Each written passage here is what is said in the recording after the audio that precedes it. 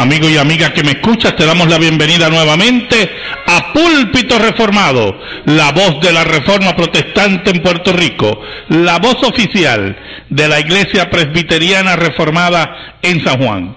Te habla el reverendo Carlos Cruz Moya y te invitamos a que te quedes con nosotros en la próxima hora para que escuches palabra de Dios, la palabra que no se equivoca, la palabra que no vuelve atrás vacía, esa palabra que como espada de dos filos penetra hasta lo más profundo del corazón del hombre y la mujer. En esta hermosa noche en San Juan de Puerto Rico vamos a tener el tema Apuntes sobre el catolicismo y el protestantismo. Apuntes sobre el catolicismo y el protestantismo. Así que amigo y amiga que me escucha, busca tu Biblia, la palabra de Dios, la única regla de interpretación, la única regla de vida, la única regla para la vida de la iglesia, la única regla de vida y fe para la iglesia. Busca tu Biblia para discutir este tema, Apuntes sobre el catolicismo y el protestantismo. En esta noche me acompaña el diácono Ángel Carrasquillo. Buenas noches, hermanos, y que el Señor les continúe bendiciendo. Y un servidor, el reverendo Carlos Cruz Moya. Amigo y amiga que me escucha, busca tu Biblia, la palabra de Dios, y buscamos Romanos, capítulo 5, versículos del 1 al 2. Romanos, la epístola del apóstol Pablo a los Romanos, capítulo 5, versículos del 1 al 2. Dice así la palabra del Señor: justificados pues por la fe, tenemos paz con Dios por medio de nuestro Señor Jesucristo, por quien también tenemos entrada por la fe a esta gracia en la cual estamos firmes y nos gloriamos en la esperanza de la gloria de Dios. Amén. Saben, hermanos, esta semana escuché a un recién convertido al catolicismo romano, porque así se presenta él, ¿verdad? Su conversión al catolicismo romano. Yo tengo entendido que uno se convierte a Cristo, no al catolicismo romano, ¿verdad? Que Dios lo convierte a uno a Cristo, y no al catolicismo romano, pero él insiste a hablar de su conversión al catolicismo romano, y hizo unas presentaciones que yo quiero hacer, unas aclaraciones importantes sobre las mismas, porque muchas veces discutimos temas, atacamos el protestantismo y muchos de ellos que no vienen del protestantismo. En el caso de este caballero no viene del protestantismo, viene de una secta que surgió a principios del siglo XX, ¿verdad? Llamada evangélica en cierta medida, pero que tiene mucho afín con el catolicismo, muchas cosas, ¿verdad? Y entre las cosas que él estaba presentando y que quiero discutir en esta noche, la primera fue sobre la revelación. Los reformadores nos enseñaron que había una sola revelación a la cual nosotros teníamos que apelar, y esa sola revelación es la Escritura, la palabra de Dios, la Biblia. Es interesante porque él decía que los reformadores lo que hicieron fue reducir la revelación, simplificar la revelación, y entonces en forma muy campechana decía, solamente la Biblia nada más nada.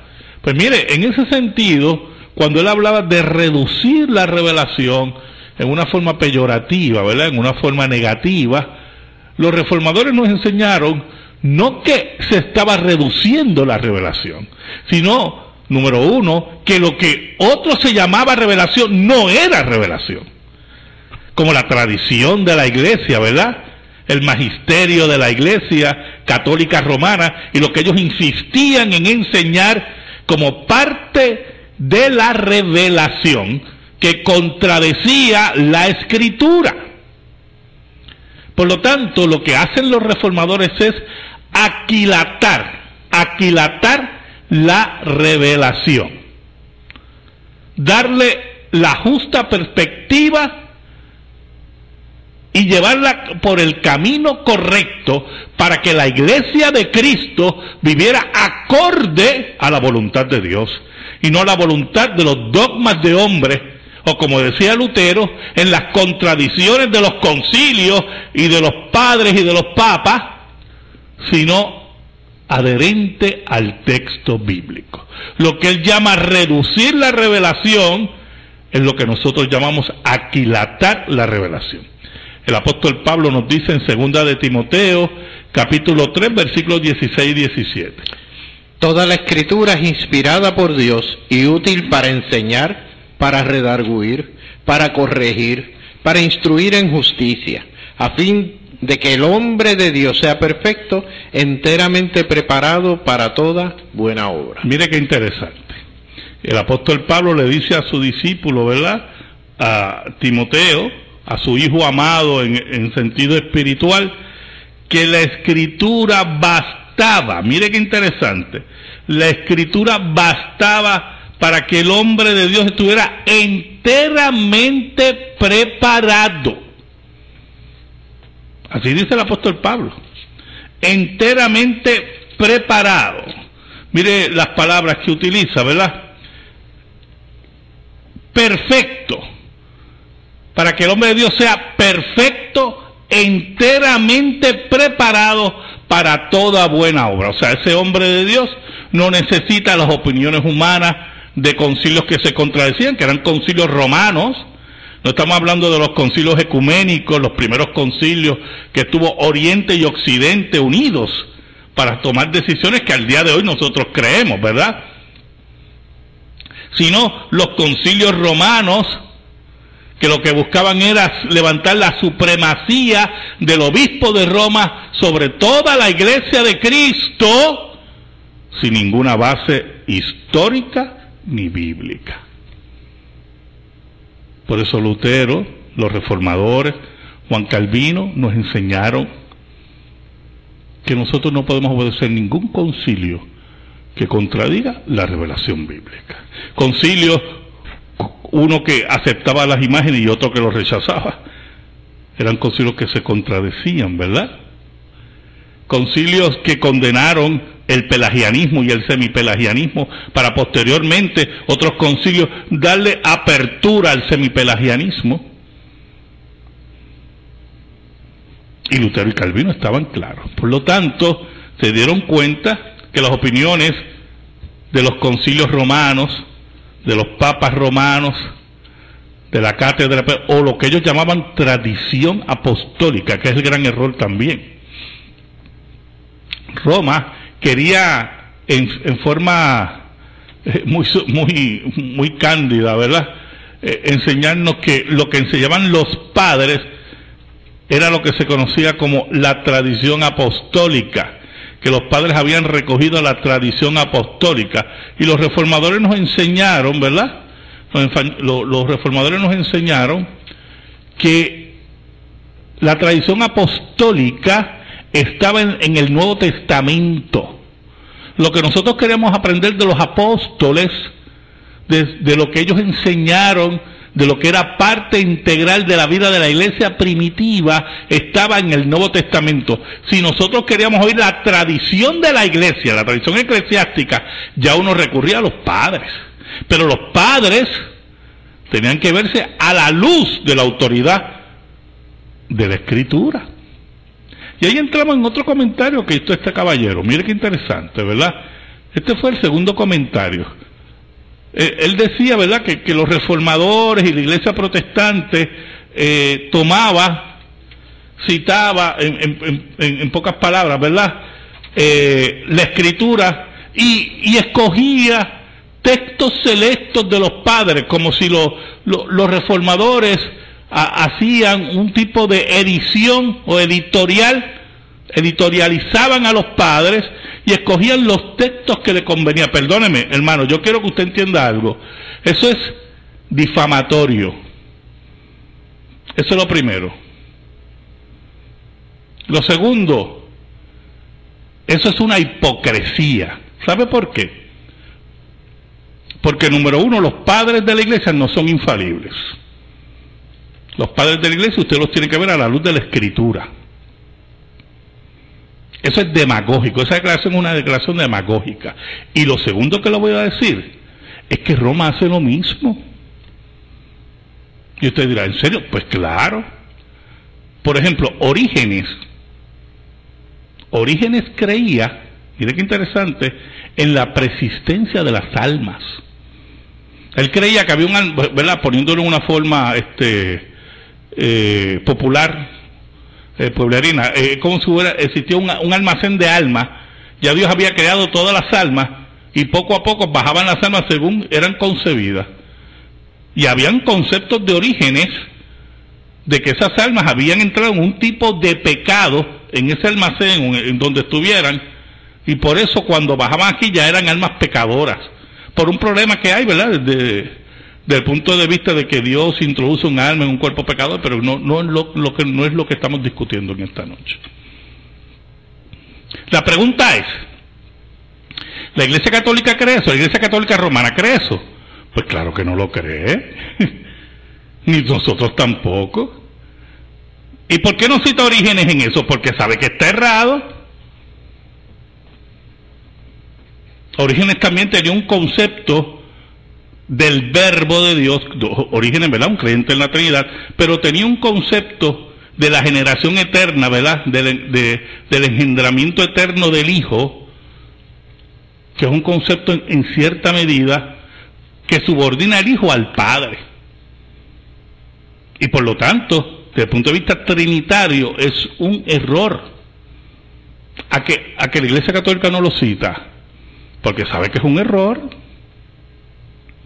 Tertuliano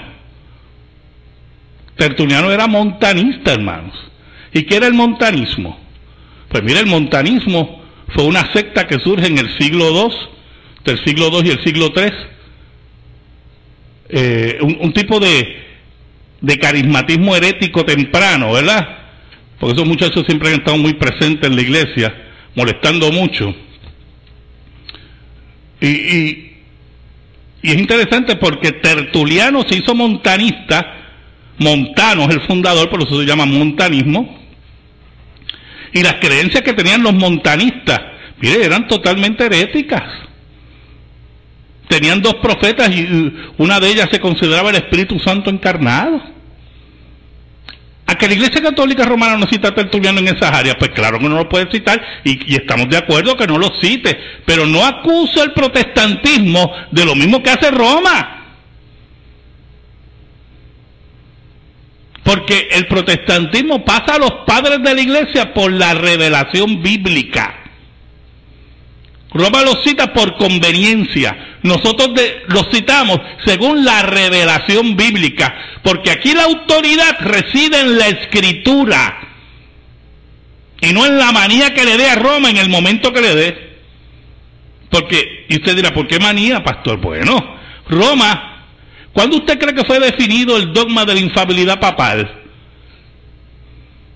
Hermano, el dogma de la infalibilidad papal se definió como dogma en Vaticano I, el Concilio Vaticano I, un concilio que romano en el siglo XIX.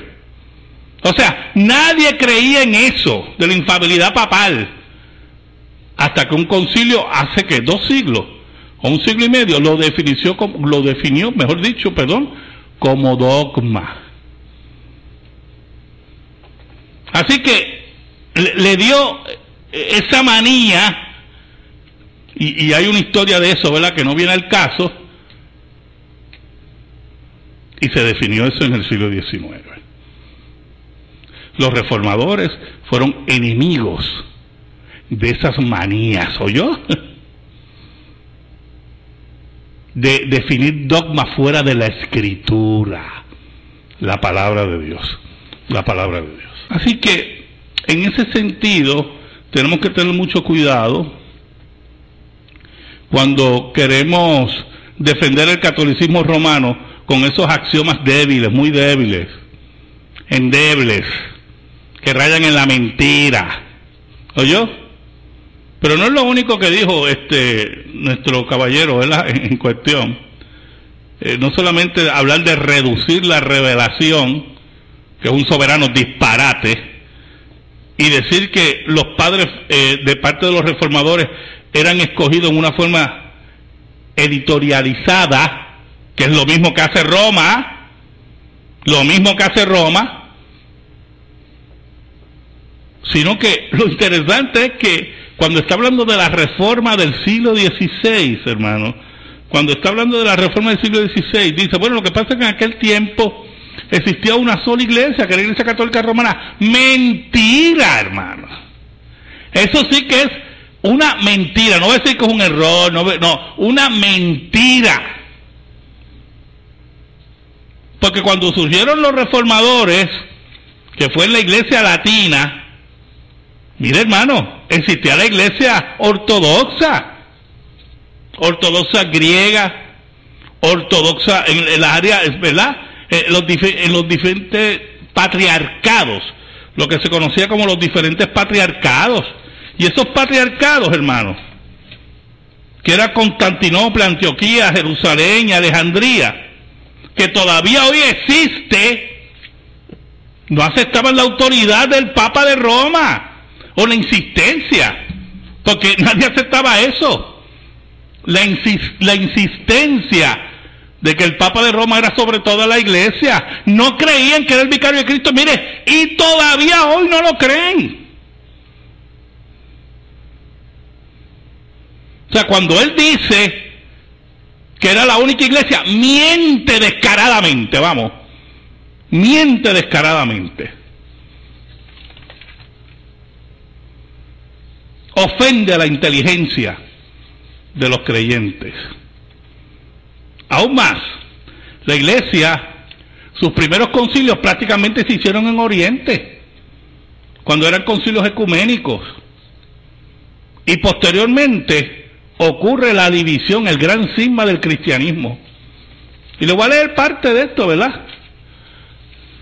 Nicolás intentó interferir en los asuntos de la iglesia oriental. Mire qué interesante, ¿verdad? Un papa, y déjeme aclarar algo, el término papa, que significa padre, se lo daban a todos los patriarcas y a los obispos de las diferentes áreas, ¿oyó? Eso no era un título exclusivo, no era un título exclusivo del Papa de Roma, del obispo de Roma. Después quiso adjudicarse ese título, pero era un título que utilizaban todos los obispos, principalmente de las ciudades, ¿verdad?, de las ciudades más importantes, lo utilizaban, y los patriarcas posiblemente no usaban el título de papa, pero usaban el título de patriarca, que significa que padre. Hasta que posteriormente el obispo de Roma insiste en apoderarse de ese título. Y hoy, como la gente no sabe de historia eclesiástica, pues se tragan, ¿verdad?, que Francisco es el Papa. Bueno, el Papa para ellos. Cuando los reformadores surgieron, ya habían surgido también otros grupos, hermanos, entre ellos los valdenses, que no aceptaban la autoridad del Papa de Roma. Y creían, como nos enseñó Martín Lutero, que la iglesia estaba en una cautividad babilónica, lo que se conoce la cautividad babilónica de la iglesia. La iglesia estaba apresada por un grupo de jerarcas eclesiásticos que se vendían los puestos como le daba la gana, y una corrupción terrible en la iglesia católica romana. Pero los de Oriente no le interesaba. No le interesaba. Y mire cómo sigue diciendo. Es interesante porque Nicolás trata de interferir en la iglesia oriental, y Nicolás, oiga esto ocurre para el siglo IX.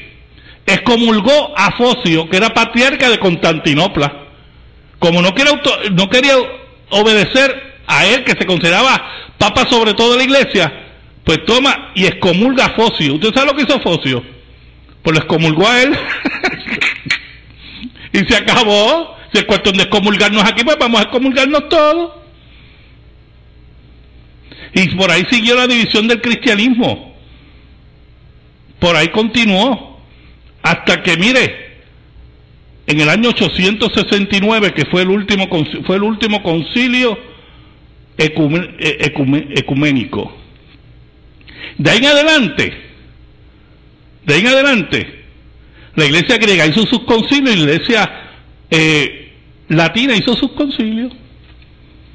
Y decir la patraña y la mentira de cuando los reformadores se levantaron, la única iglesia que existía era de Roma, eso es una mentira. Y una desfachatez. Y una falta de respeto a la inteligencia de los creyentes. Pero ¿qué usted puede esperar de Roma? Y de los que nos tratan de engañar. Y todavía intentan a este nivel, en el siglo XXI, seguir engañándonos.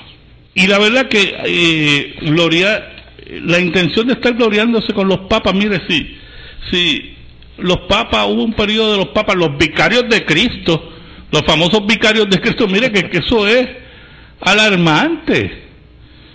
Por ejemplo, el Papa Sergio III, que gobernó del 904 al 911, datos que todo el mundo conoce, tenía una concubina, Marosia. Esta, su madre Teodora, esposo viuda de un senador romano, y su hermana llenaron, y así lo dicen los historiadores, la silla papal de sus amantes e hijos bastardos, e hicieron del palacio papal una cueva de ladrones. Eso hizo Sergio III, el gran vicario de Cristo, el gran vicario del caballerito del que estamos hablando, ¿verdad? Por eso que le llamaban en esa época el reinado de las rameras. Juan X, que gobernó del 914 al 28, mire, también tenía amantes como también lo tenía Teodora. Murió sofocado por Marosia, quien luego a su vez elevó al papado a los engendros suyos. Oiga, qué cosa. Juan XI, que gobernó del 931 al 936, era hijo ilegítimo y nombró a otros que lo siguieron. Juan XII, del 955 al 63, y puedo seguir por ahí, era nieto de Marosia. Dice la historia que fue culpable de casi todo crimen. Violaba a vírgenes y a viudas de alta y de baja calidad, cohabitó con la concubina de su padre e hizo del palacio papal, dice un historiador, un lupanar, y fue muerto en el acto de adulterio por un airado esposo. Esos son parte del papado que nos quieren hacer tragar. Y cuando usted dice y se atreve con esa cara de lechuga por la televisión, decir, oiga, que cuando surgieron los reformadores había una sola iglesia, hay que tener, es que no hay vergüenza para decir una cosa así. Pasamos a la sección de la pregunta bíblica, ¿verdad? Son muchas preguntas, hermano. Vamos a escoger dos porque se nos va el programa en contestar preguntas. Tengo una del hermano José Dávila de Caguas. ¿Qué relación hay entre el catolicismo y el espiritismo? Mire, esto es muy importante. El catolicismo siempre ha condenado el espiritismo, eso hay que estar claro. Pero, el espiritismo ha sido una de las primeras religiones sincretistas en Puerto Rico. Mientras en Cuba, las religiones africanas lograron un sincretismo con el catolicismo, ¿verdad? Que es lo que ellos llaman la santería. En Puerto Rico fue el espiritismo. El espiritismo. Y usted veía muchos católicos que iban, ¿verdad?, a misa y a las ceremonias romanas. Y también iban a las sesiones espiritistas. Y aunque el catolicismo lo condenaba, pero ahí lo dejaba. Y ellos seguían en esas prácticas hasta el día de hoy. Y hasta el día de hoy eso se mantiene así. Así que tenemos que tener mucho cuidado de entender que aunque el catolicismo condena el espiritismo, hay muchos católicos espiritistas. Y alguien le puede decir, un buen católico, yo estoy totalmente de acuerdo, bueno, pero es que el que es espiritista no es católico. Sí, pero eso va a tener que decir la iglesia a ellos, en una forma disciplinaria, pero como la iglesia católica en eso de disciplina, pues. Tengo otra pregunta del hermano José Figueroa de Carolina. Dice, los evangelios del Nuevo Testamento deben ser estudiados en griego. Bueno, los evangelios del Nuevo Testamento, ¿verdad? Fueron escritos en griego, ok. Para entenderse, deben ser estudiados. Tengo discusiones con amistades sobre este tema. No, hermano, perdóneme, ya yo sé cuál es la línea. Si usted quiere hacer un estudio profundo del Nuevo Testamento, en el sentido para hacer exégesis y ¿verdad? Y hacer estudios teológicos, pues es recomendable que usted domine el griego del Nuevo Testamento. Eso nadie lo puede negar. Eso no se niega.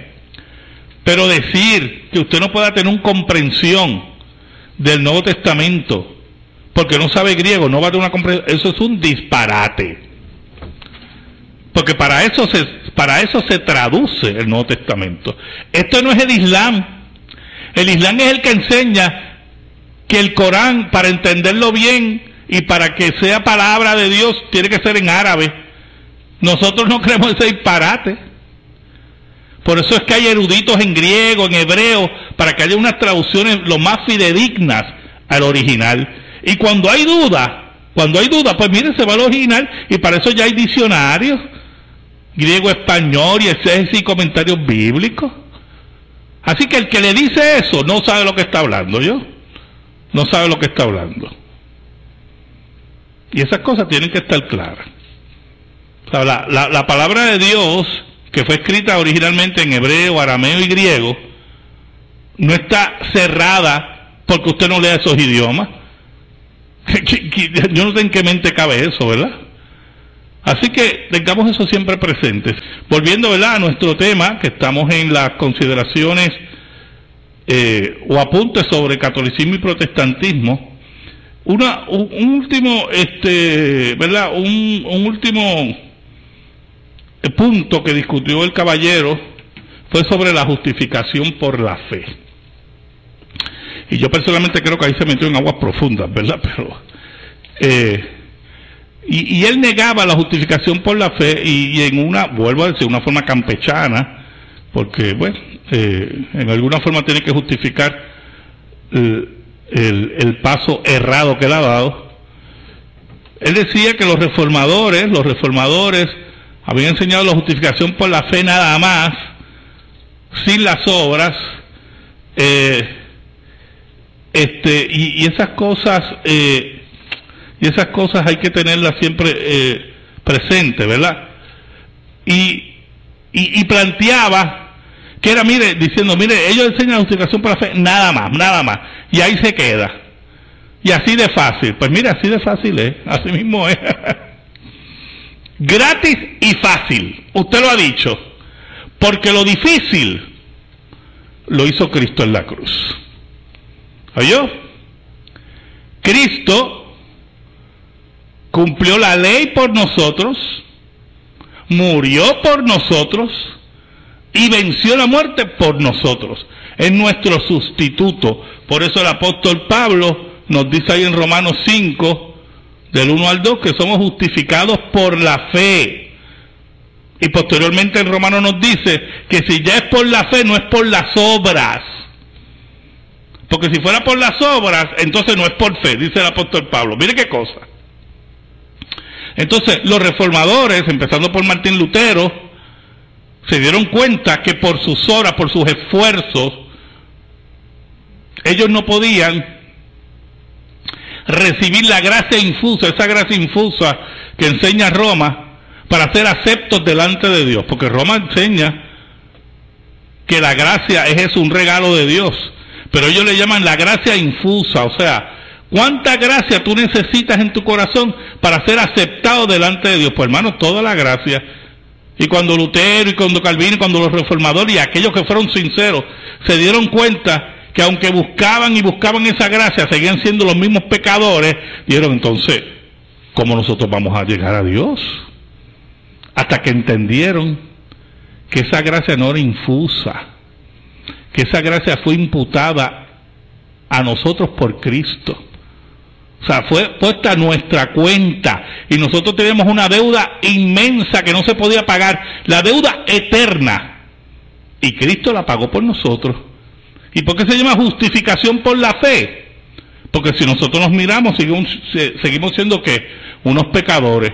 Pero cuando miramos al Gólgota y creemos que Él murió por nosotros, pues nosotros lo creemos por fe, porque no es por vista, porque no vemos eso. Esa justificación no la vemos, la creemos por fe, por las obras de Cristo, por los méritos de Cristo.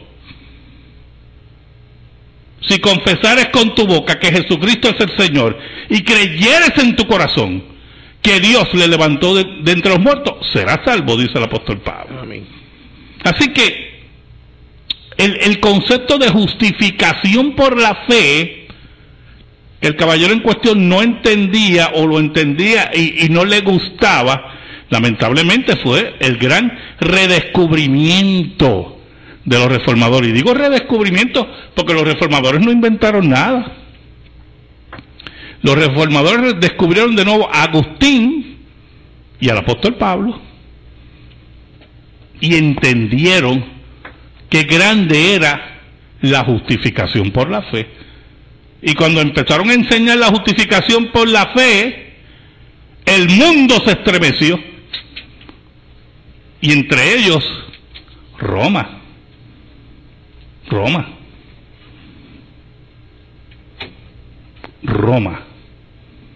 Y se estremeció en tal forma que la revolución espiritual abarcó toda Europa, el mundo conocido. Y la gente volvió a entender la maravilla de la cruz y de la gracia de Dios. Entonces, ¿qué pasa? El papado, en ese tiempo era un papa del Renacimiento, León X, no le gustó. Y posteriormente deciden excomulgar a Lutero. Porque Lutero, mire, en última instancia lo primero que tocó Lutero no fue la justificación por la fe, fue, bendito, la barriguita de la iglesia, ¿verdad? Porque cuando atacó las indulgencias, porque ahora mire, puede usted, protestar todo lo que dé la gana. No, que no se debe hablar así, que estilo, perdóneme. Usted no vivió en el siglo XVI pagando indulgencias por sus pecados, ¿oyó? Y perseguido y muerto en las hogueras por Roma y por la Inquisición y los asesinos de Roma. Ahora es fácil en esta democracia, que fue un precio, esta democracia que fue ganada por la reforma, por los reformadores, que creían en la libertad de conciencia y en el libre examen de la Escritura. Ahora es fácil. Así que tenemos que tener claro, hermano, muy claro, que estos axiomas que fueron presentados esta semana en un programa de televisión son falsos. Son falsos. Y el papado es una institución falsa. ¿Oyó? Y el Papa no es vicario de Cristo, ni es cabeza de la iglesia, ni nada. Y no es el Papa sobre nadie. Y decir que cuando surgieron los reformadores era la única iglesia, mienten descaradamente. Y nosotros tenemos que decir, como dice el apóstol Pablo, que la iglesia de Cristo es columna y baluarte de la verdad. Y para usted ser columna y baluarte de la verdad, tiene que proclamar las cosas como son.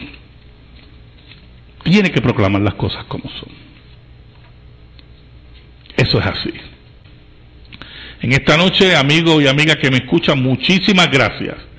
El próximo sábado, por WBMJ San Juan 1190, WCGB Juana Díaz 1060, WIBB Vieques, la Isla Nena 1370, escucharás Púlpito Reformado, la voz de la Reforma Protestante en Puerto Rico.